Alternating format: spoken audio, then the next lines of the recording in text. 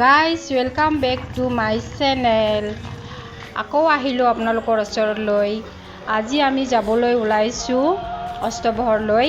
ইয়াতে অস্তবহৰ হৈ আছে, আজি কেইদিনৰ পৰা চলি আছে। তো ভাবিলোঁ আপোনালোককো দেখাওঁ, বলক আমাৰ লগত। এয়া পাই গ'লোঁ আমি অস্তবহৰ। এইটো হ'ল গান্ধী মেদান, বঙাইগাঁও। তো চাব বিচাৰিলে আপোনালোকেও সোনকালে আহি যাওক চাবলৈ। এতিয়া সন্ধিয়া আৰতি হৈ আছে, চাওক আপোনালোকেও অলপ উপভোগ কৰক।